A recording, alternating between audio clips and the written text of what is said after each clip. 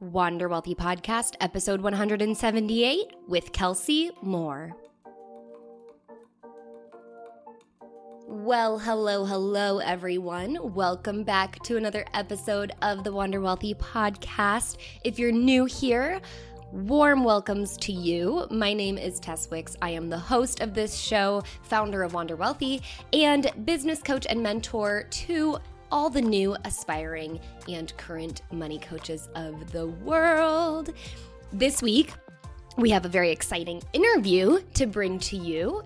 But before I dive into who our guest is and what we're going to be talking about, I just want to make a special announcement that in 2 short days, enrollment for the Wealthy Coach Blueprint will be open. And you, because you're tuning in to this podcast episode, you get a chance to get early dibs at booking your one-on-one strategy session with me, where we will, of course, talk about your business, the goals that you have, any obstacles getting in the way, and dive into all the juicy details of the blueprint. So if you want to start going through the application process and get on the calendar, head to wanderwealthy.com/apply and you can go from there. So I look forward to talking to all of you during this round of enrollment. It is happening all throughout the month of August, and you're going to hear so much more from me about it. Head to wanderwealthy.com/apply to sign up.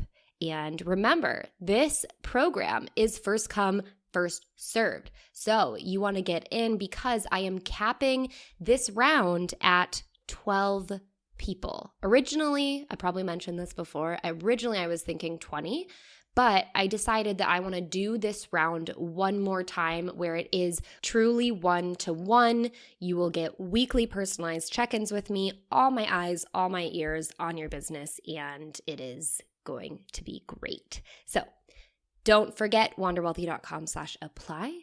And now let's get into this week's episode. So today I am joined by Kellsie Moore. Kellsie is an actress and on-camera expert for purpose-driven entrepreneurs. She has a goal of helping you look, sound, and feel great on camera. So she helps entrepreneurs craft their unique message in a way that creates a powerful and authentic connection to their audience through video, so they can stand out from the crowd and become a magnetic brand. I mean, who doesn't want to be more captivating on video? And in this episode, we talk more specifically about the importance, especially as a coach, if you are stepping out, telling your ideal potential clients that you are ready to step up as a leader, as their money coach, and you are only doing it through certain ways of content creation, be it writing or even audio, then you could be missing a third very important perspective, a third very important dimension, which is that video aspect. How important is it that we add video to our marketing, to our advertising, to our content creation? And so we talk in detail about that and the importance behind video creation. And we also dive in, and Kellsie gives some really great tips around how you, especially if you're a very beginner, can get started with getting really confident to go on video and what sort of things you need to have prepared so that you can show up as your truest, most authentic self. So this episode is super helpful. It is super juicy, and I can't wait for you to dive into Kellsie's expertise. Here is episode 178 with Kellsie Moore. Kellsie, welcome to the Wander Wealthy Podcast. I am so excited to get to know you more and dive into some of your expertise. We were just chit-chatting a little bit before this about how obsessed I am with how niche you are in working with entrepreneurs. But before I get distracted by myself, I would love to just welcome you to the show first and foremost. Oh, thank you. Thank you very much. I really appreciate that. And now I'd love for you to tell us a little bit about your story and how you got into the work that you do helping entrepreneurs become more comfortable on camera. Yeah. So I liked, again, like chatting a little bit before because you really kind of asked, I think, like how I niched down specifically into that. And it actually helped me kind of think about it in a new way. And it was really over the last like 5 years or so, I had been doing everything I could to self-educate and take every single course. I, moved through dozens of coaches and courses. I can't even count how many, Yeah.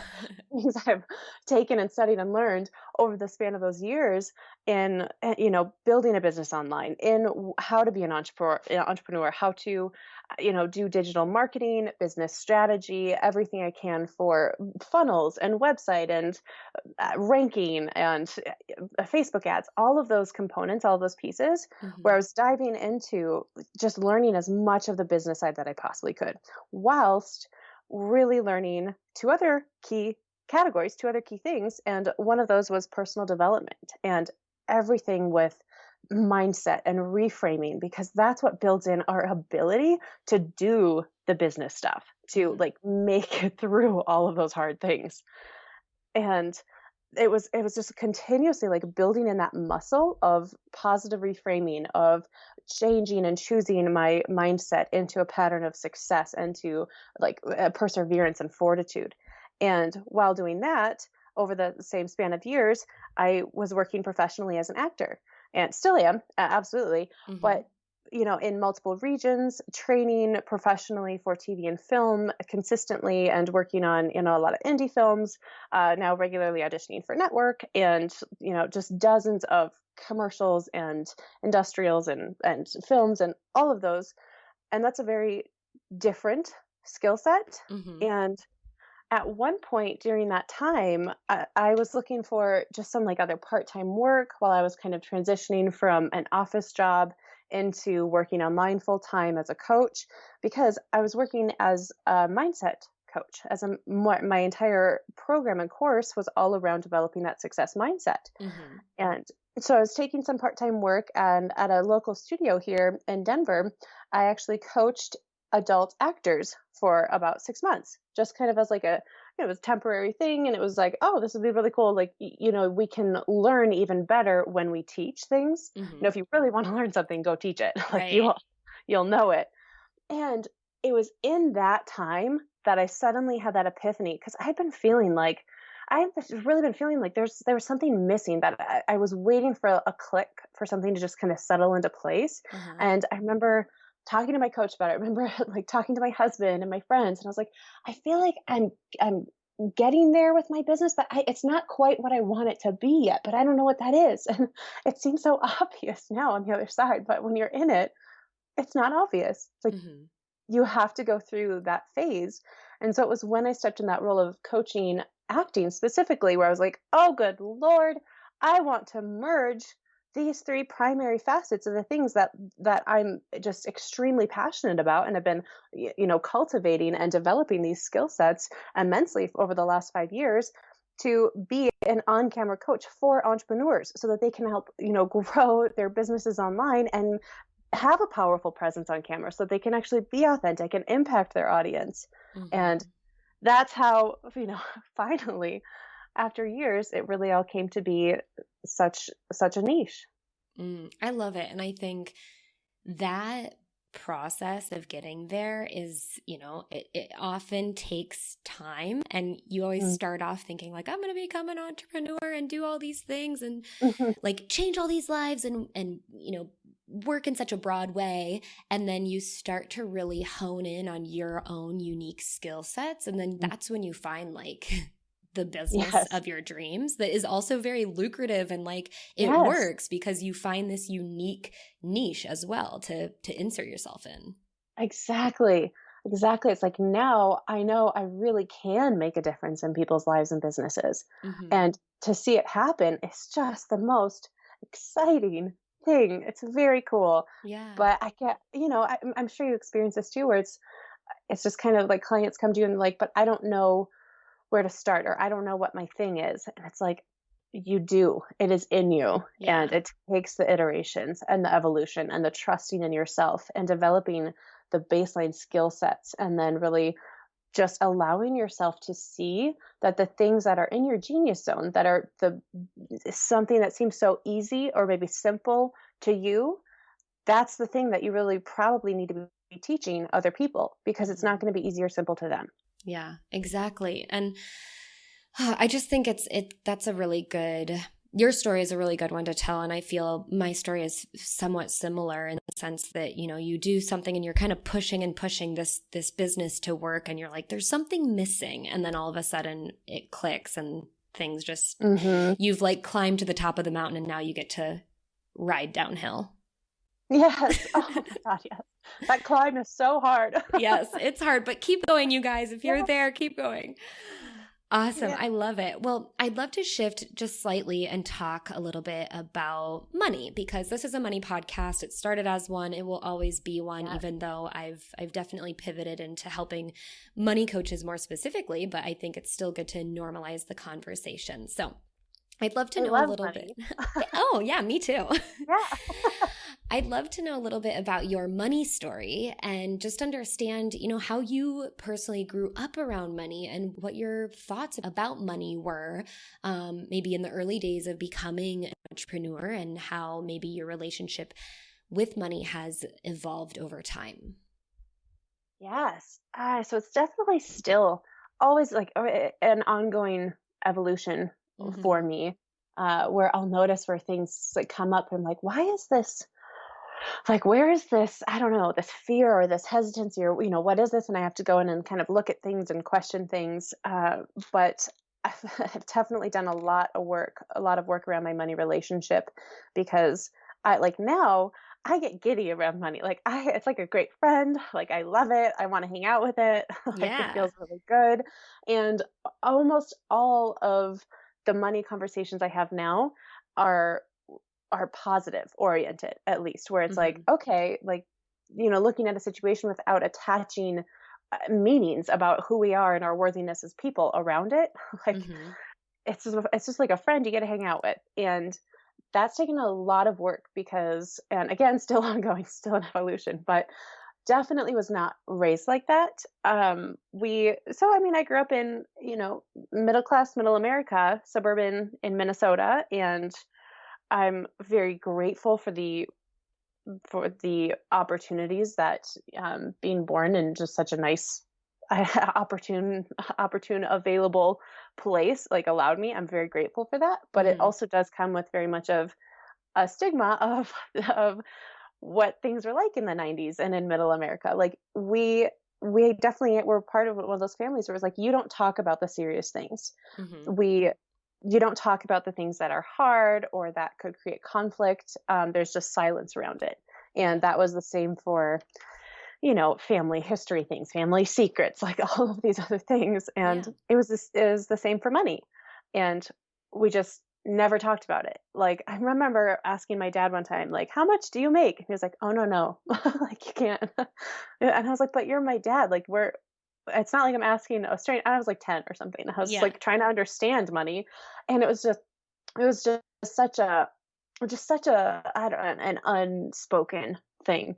And it was always stressful, and where it was always coming from like this place of we have enough and it's important to be generous. And I learned a lot about the power and beauty of generosity. And that has very much translated into my adult life. But both my parents were very big on generosity, and we built in some beautiful practices with that I really cherished. But it was always kind of like we never have enough to get like the nice things. So it was never, we could never go into the brand name toy store. We always went to the outlet stores, and it was just like I remember comments like, some people just have too much money, things aren't worth spending on. And it was just always such a negative, just so much negativity around what money meant and what it could do for us, versus it being like, hey, the more money we have, actually, the more we can give. And the more that we buy the things we actually love, the more we can actually appreciate and experience these things that we love and enjoy, instead of it being like, okay, well, this is a second rate or a knockoff or whatever, and not valuing it the same. And so it was, I've had a lot of work to do around that. Yeah. And I love that because I think it goes to show, and I think this happens with so many people, is that a lot of times our childhood and the relationships that our parents have with money, or that what we pick up on from them, we pick up a lot of amazing, wonderful things. And then we pick up a lot of things that are unhealthy. And it doesn't matter what sort of, childhood you have, you get that mix no matter Right. what. And No matter what. it's just something you have to kind of unpeel and dive into and dig into to identify, like, okay, even something that, if you have siblings, your parents could have done or said something that would have a positive impact on one of your siblings, but a negative impact on you. And it's just so interesting how it plays out. So thank you for sharing your experience. One more thought came up when you were saying like the siblings. Yeah. What's so interesting is things do change sibling to sibling because they're in a different phase of their life as parents. Right. So you do see kind of like the way that different behaviors come about.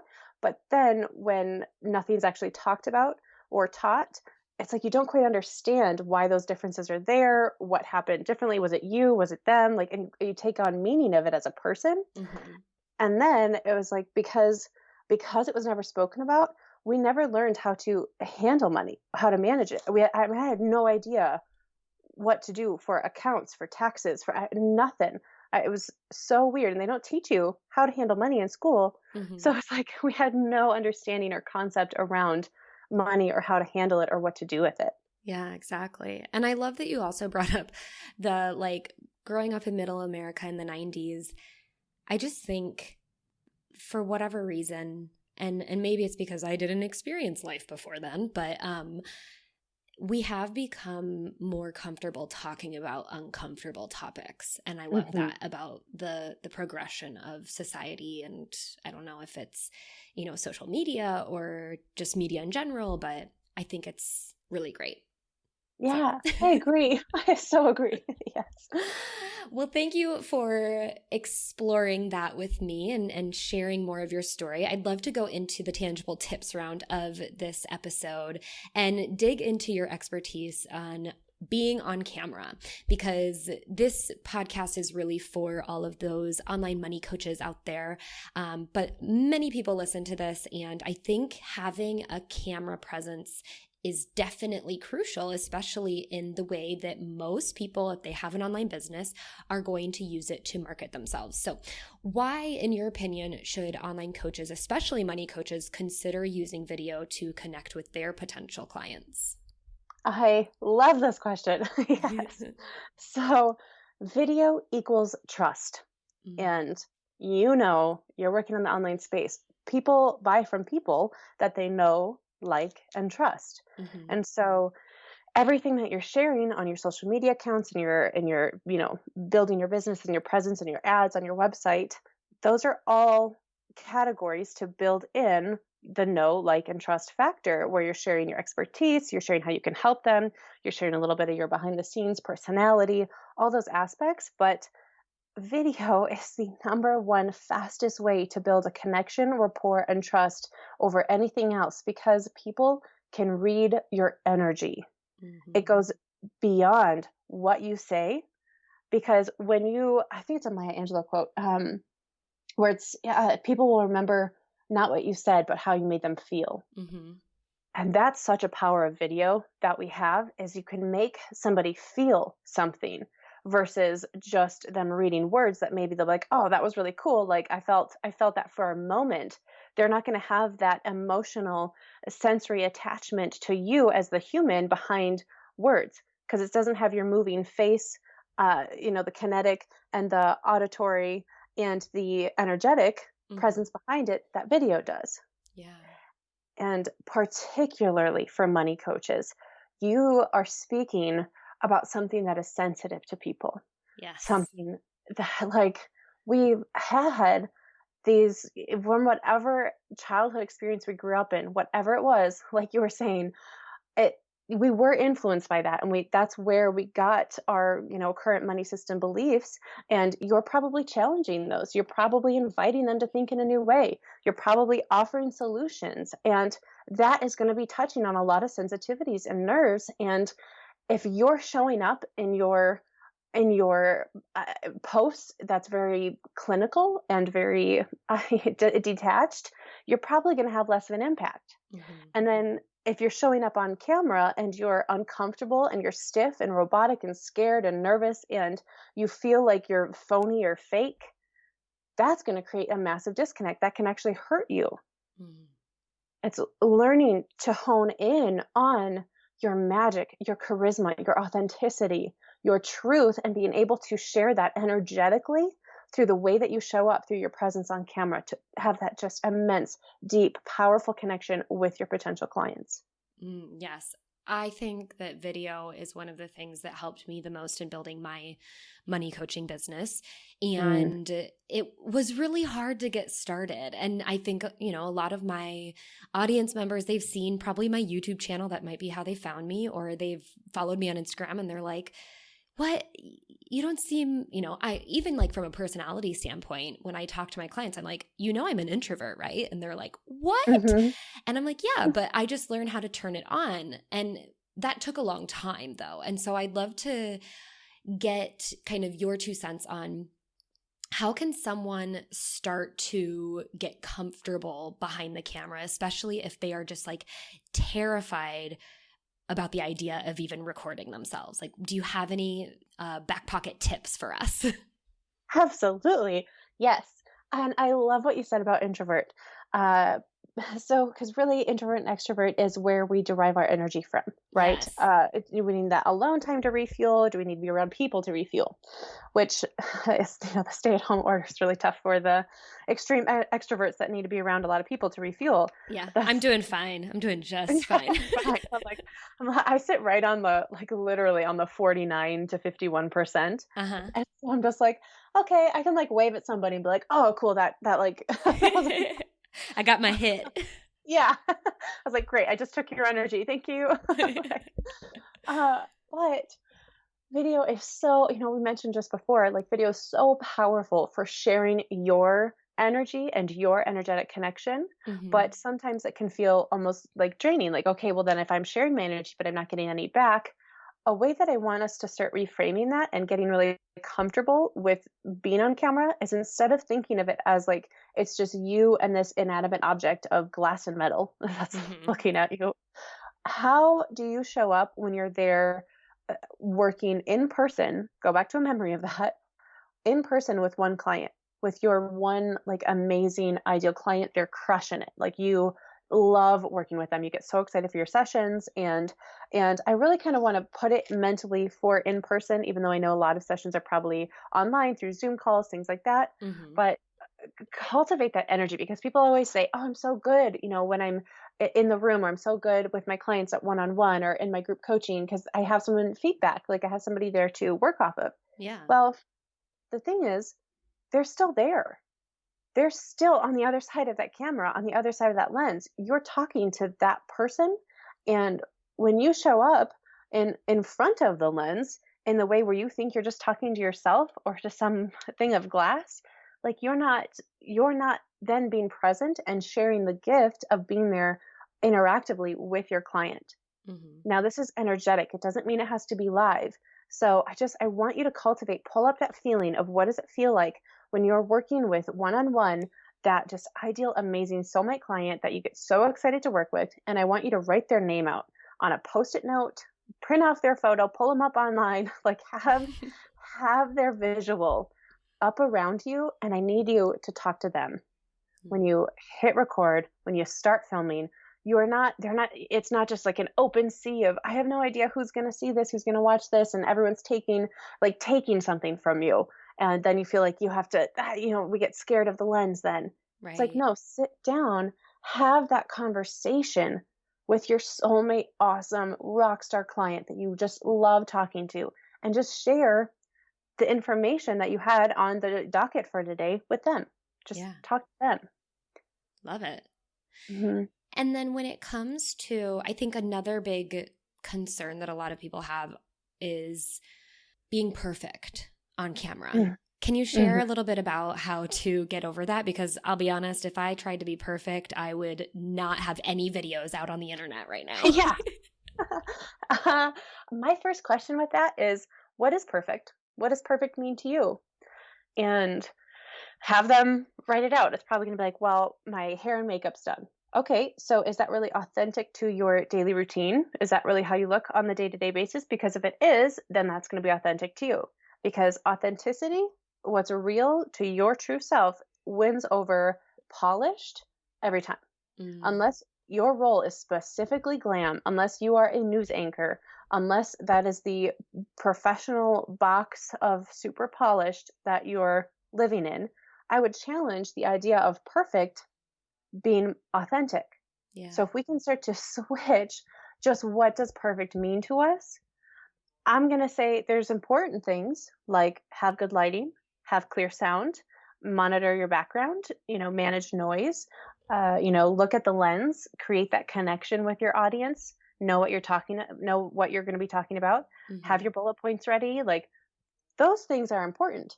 Make sure your energy's, woken up, ready to go, ready to communicate, like same as if you were meeting with a client. Like always going back to that. If you're meeting with a client, are you going to look super 100% polished? Probably not, but you might look put together. You might look kind of like you tried a little. I don't know, you woke up like maybe not mangy. Like right. So really show up on your video like you're showing up for your amazing rock star client, because that's the person that you want to attract.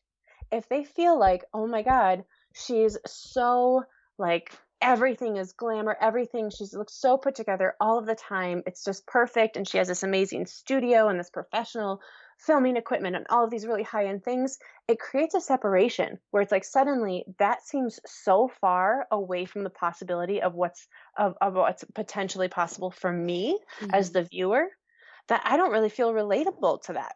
Right. That creates a disconnect. And the whole point of using video is to build connection. Yeah. So really questioning, what does perfect actually mean to you? And can we switch and reframe that into authenticity instead?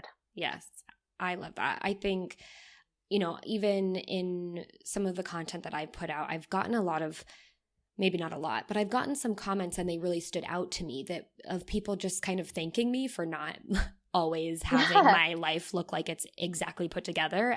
A lot of times when I show up on like Instagram stories, I'm not wearing makeup, and the only person who comments on how bad that looks is my mom. And I'm like, oh, Mom, please. Yeah. We're in 2020 now. I intentionally do probably, I don't know, I mean, I get percentage exact, but maybe like 40% of my videos, like my daily social media ones, without any makeup on. One, because I don't like putting makeup on every day. Same. But right, I'm like, and that's just not real then for me. But two, it really helps. Me doing that, I can't even tell you the amount of DMs I get of how that has granted permission for other women to show up as who they really are and to feel safe doing that. Yes. And oh, yep. I was just going to say, and it's funny because that person that never leaves the house without makeup on, and then the one time you see them, you're like, oh my gosh, what? Oh, you just look so different. And so I think it almost like it doesn't set the bar lower, but it just like gives you a better average to show up from, because you're not setting that expectation that this is what I'm always going to be looking like. And so then it makes it easier for you to kind of show up when you're feeling inspired, instead of going, oh, I was really inspired, but now I have to like go put all my makeup on, and I don't want to do that. So that I don't want Yes, and then you just never post it, and then you just never show up. Yeah. And oh man, and I remember like, okay, so nowadays, you guys can't see me right now, but nowadays I have my eyebrows microbladed. And so I freaking love that. It's like my brows look amazing every single day. I just wake up and it's done. It's one day every year and a half I go, have them kind of penciled in. And it is like a gift I gave myself, because I had such invisible eyebrows before. So like, I'm so jealous. I love this. And so I did an episode recently for Permanent Makeup University, and they got so excited. I was like, I have my brows done. Like you can choose what you feel comfortable in. I love getting eyelash extensions. because then I will go weeks without putting on a drop of makeup because I Mhm. feel so just taken care of, and that's an act of self-love to myself. Yeah. And like, you have flexibility in what makes you feel like your best version, but your best version is not, oh, let me go get completely ready and dolled up. Yeah. That's like for your date nights, you don't need that for your day to day on camera. And I kind of want to acknowledge this because I really want you to know, like, I understand the pain of that.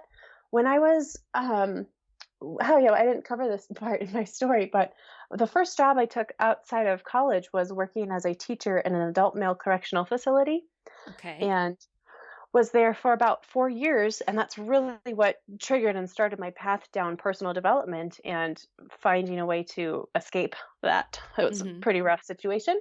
I got tired of it quickly.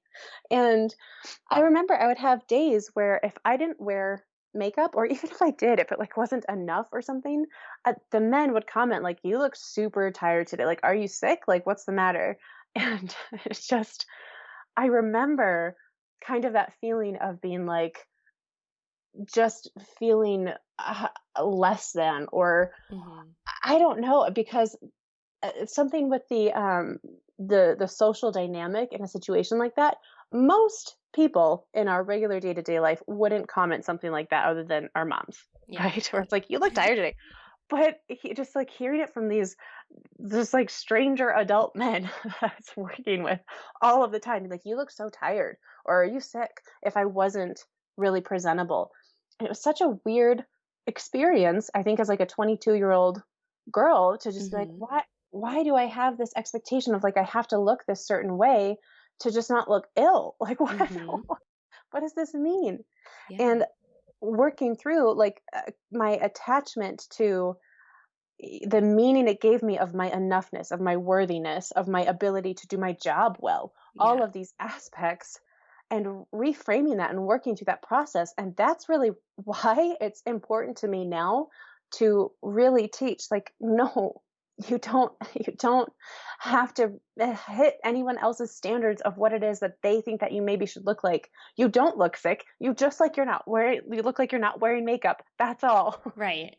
Hmm. It's so, I mean, it's funny. It's funny that this Hmm. is like a big topic that we obviously are talking about right now. And Hmm. I know that I have some male clients and I have some male listeners, and they're probably just like sitting here like, why is this such a big deal? But it Right. really is. Ask your And wife.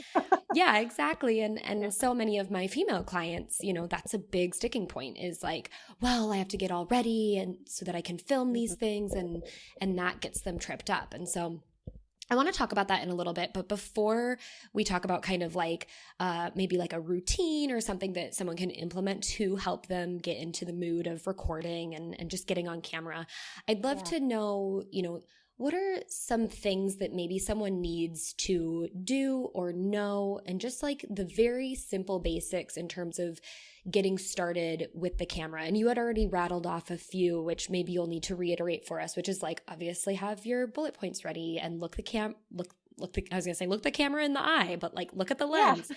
So could you just go through that again and share, even in terms of like equipment, what someone might need to have to, be ready to do the thing? Absolutely.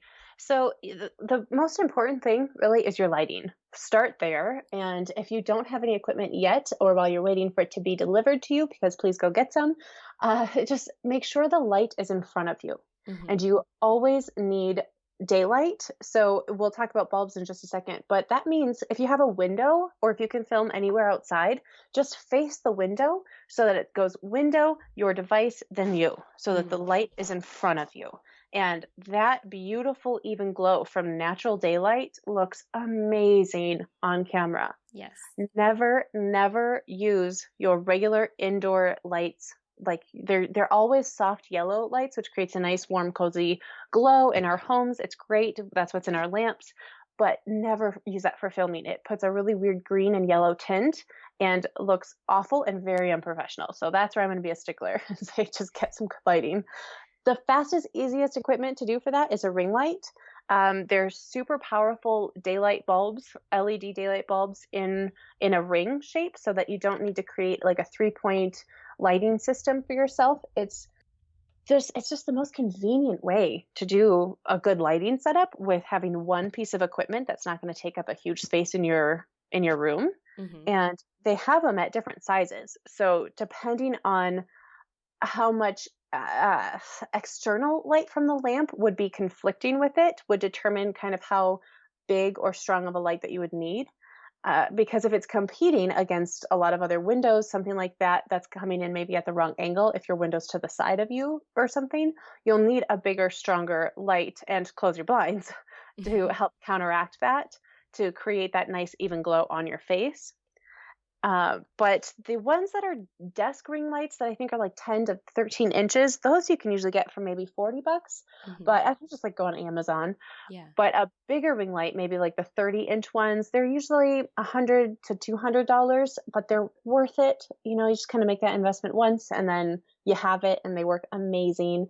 And because they have that great daylight bulb, they also have that, it's like a diffuser, which is just sort of a little plastic white ring that goes around it, which just softens the light a little bit because they know they're really bright bulbs, but we need the brightness. We just want to cut the glare a little. Hmm. So with that plastic around it, it actually really is, it's called beauty light. So even in film, when we're like, okay, hey, we need some like beauty lighting over here, they do what they can to add brightness and softness, and that already makes you look like you're wearing makeup. It makes you look good. Nice. It's like Hmm. the filter on Yes. your Like the Instagram. real life filter. Yeah. Yeah, exactly. Awesome. So lighting, number one, good lighting. And I will say I just used natural light all the time. But if you are filming like at night, then I can see an investment in something like a ring light. Or if you have really bad lighting in your Hmm. apartment or something, then definitely a ring light. Or if you don't have a window that faces in a good way to like a good background, because you don't Hmm. want your background to be really distracting or Yes, let's talk about messy. background now. Yeah, yeah. So, it's just if you have a bunch of stuff behind you that people are gonna be like, "What the heck? What is that? What's going on?" Or they're like trying to read all the books on your shelf and it's messy like mine is. I like my bookshelf. It has so many books piled on top of the books that are regularly vertical, Hmm. lined up, and then I have all of these random travel things because my husband and I love to travel, and so it's just full of a lot of stuff that I love, but would look really distracting and messy on camera. So Hmm. I'm not going to choose that as my background. Right. And, I don't really want to see like your kitchen behind you necessarily, unless it's like a really gorgeous aesthetic and there's some good space between you, or if you're relevant to what's happening in the kitchen. Right. But it's like just kind of being mindful of that. And you can create a faux backdrop by some wallpaper, wall stickies, putting up some, placed art. There's also like little like backdrop curtains. There's also pop-up backdrops, so they fold into a little circle, but then you can pop them open, and that can fold or it expands to be like 5 feet and 8 feet. And it can be like a faux wood paneling that you can just prop up behind you when you film and then fold it back up. So Hmm. there's a lot of options. It's just being mindful of it so that it's not something that's going to be distracting or confuse us or look messy and maybe be showing something that you don't want it to be showing. Love it. Anything else for getting started that is like vitally important? Yeah, so I'd say two more things. Um, One is your sound. Really do just check in with your sound. If you're just using your phone, which if you have an up-to-date smartphone, that's probably your best like camera recording device. It's going to make your Hmm. life easy. They usually record wonderfully. But the microphones on there aren't amazing. So I would say probably get some external mic, even if it's just a plug-in wired lavalier mic that you can just clip onto you. That's a great place to start. They're not expensive. It's when they're wireless that they get really expensive. But if Hmm. you're pretty close to your device, then you don't need to worry about that too much. And then the other thing is really, we were kind of mentioning earlier, like the process. And I really teach a before, during, and after process, so that you have something that you kind of can move through. So we have that feeling, every time we're doing something that scares us a little bit, we always kind of ask, like, am I doing this right? And Yeah. this building in a process really kind of helps you go through your little checklist of like, oh, yes, I am doing this right. And you can reassure yourself. And the before process, one of the key elements to that, I think is super important for getting started. And that is to, before you start filming, move your body around. Like do some jumping jacks, do some push ups, physically move your body. It will push out the nervous energy and it will amp up your energy output for how it is that you're able to show up for your audience, because we're not getting that energetic feedback per se from the lens, and you need to be showing up as though you are. So move your body first, get that energy pumping. I'd say that's extremely crucial and important for your process. Awesome. So I'd love to go into just how someone who does, is thinking like, okay, I want to start filming, but it feels like a big process to undertake. Do you have any tips for, just getting in a rhythm, or like even dedicating specific days to filming, and like how they can prepare for that and get themselves ready, and ultimately eventually leading to like someday being able to just jump on live and be like, hey guys, no makeup, here I am. Yeah, right. Yeah, and I think having some grace for yourself and knowing that it is a process. And I don't believe in the advice of just practice, just keep doing it and it'll get better, because I think that's setting yourself up for a lot of pain in the growth process. I'm of the volition that it's very helpful to learn and then practice, learn and then practice, learn and implement, learn and do as we go. And so, instead of just saying, I'm terrified of this, I'm going to challenge myself to hop on, live every single day for the next week. You totally can, but there's not a lot of personalities that are going to follow through with that. So, building in, okay, I got my backdrop set up. Cool. So that means that I'm ready to go to film a video this week. And you kind of, you learned something, you implemented something, and then space out on, maybe it's Thursdays. Thursdays are filming days where you're going to commit and write it out, put it in your calendar, put it in your schedule, write it out that, hey, Thursdays, I make a video. And then the next week, it's like, okay, I can really build in a better energetic process, or the next week I can build in my lighting setup, or the next week I can start to build out my content plan. And every week you can just learn and implement another piece of it, and then stick to that commitment and that schedule you set for yourself, where it's like, okay, I make at least a video on this day. I love that layering too, because like it really doesn't have to be perfection the first video, and regardless, the first video you create you're gonna hate in 3 years anyway, because you're gonna be like, oh my gosh, I was such a rookie. Right. And like that's fine, because we evolve and improve as we go naturally, but it doesn't get there if we don't have that commitment to showing up. I think it's, oh man, I feel like it's like working out too, where we're like, okay, I set this goal, I'm going to do this thing, and then people will like go all gung-ho crazy hard for a couple of weeks and then just burn themselves out. Right. And they don't build in that like commitment and process and layering, and then it's not sustainable. Yeah, absolutely.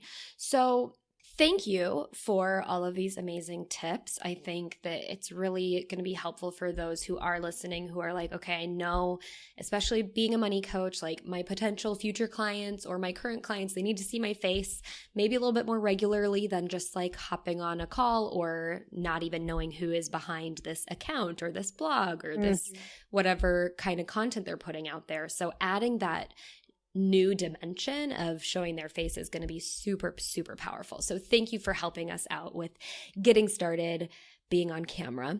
I'd love to go into the money round now. And this is just some questions that I ask all of my guests about their, more details about your finances, if you will. So the first one is just, how do you make money? Like, do you have multiple income streams? Or are you really focusing on one way to make money? What's going on in your life? I just love that you ask this question. I feel like so many more people need to ask this question so that people know. And then it's like, it's hopefully helpful and inspiring. So I think that's great. So I am very much into building in multiple streams of income and really, doing what I can to build one deep first so that it's actually a real thing. Yeah. And before kind of splitting out and going wide. I mean, Right. like, okay, now I want to add in this one, this one, this one. It's like, well, build a thing first Yes. and have that start making you money. And then expand into multiple options. And so right now, I have a funnel series of mini courses with upsells. So it's a low intro offer and then 2 upsells that come.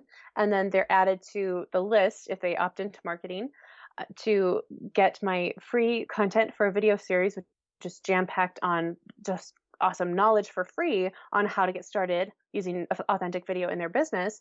And then that promotes and leads into my signature course, which is, everything, the full A to Z. What do you need to do? How do we work through the energy? How do we show up? And so that's like the mini course funnel to the signature course funnel. So those are 2 different streams, and then which have different ads that are tested to them and different traffic channels. And then I have my private coaching. So I take a very limited number of one-on-one private coaching clients at a time because it takes a lot from you. You guys know this, you're coaches. Yeah. So yeah, I don't actually advertise those. It's only when people reach out to me, then we'll do a consultation interview call essentially. And then, so that's another avenue.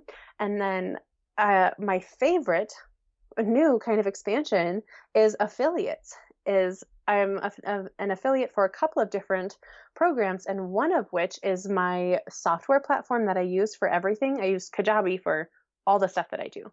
And I made a video about that, sharing that story, and shared it on YouTube. And passively, that has been able to add in an entire stream of income, like all on its own. It just like built itself. Yeah.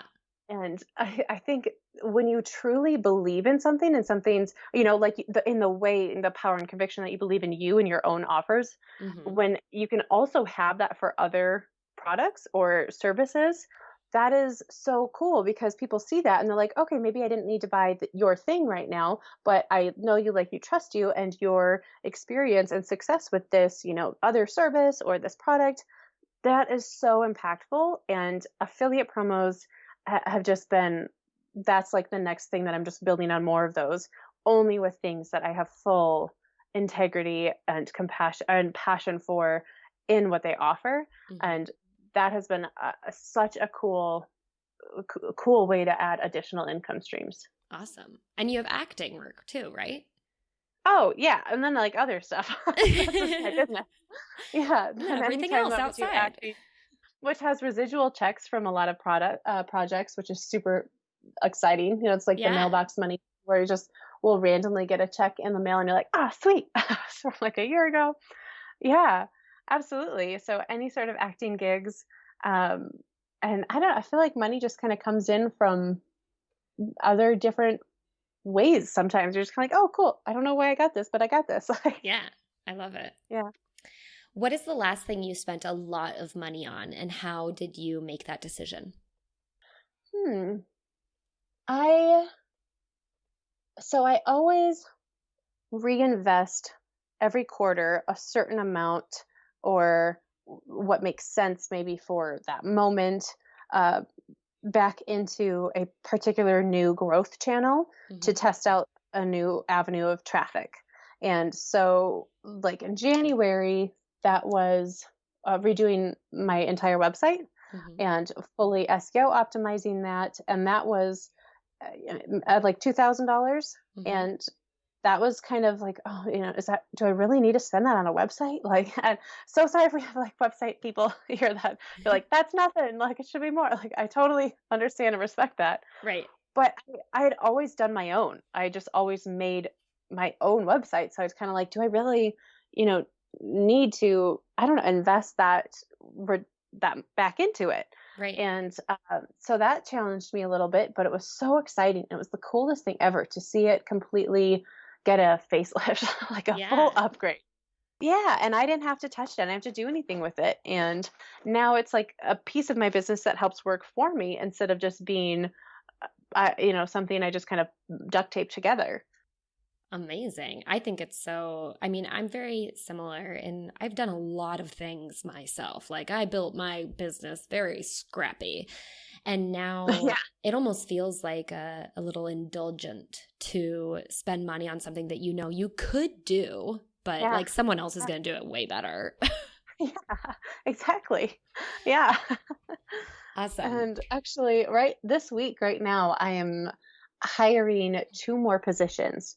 And it's been me and my one VA for so long. I'm so excited and so nervous to grow and add to the team, because that's definitely, an investment, but something that feels really exciting. Yes. Awesome. All right, we're going to go into the quick and dirty Q&A round. These are just a couple fast-paced questions to wrap up the show. And my first question, I always have to say this before I ask the question because it's my favorite question, but I don't want you to give me any business-related answers. It can't be about your business.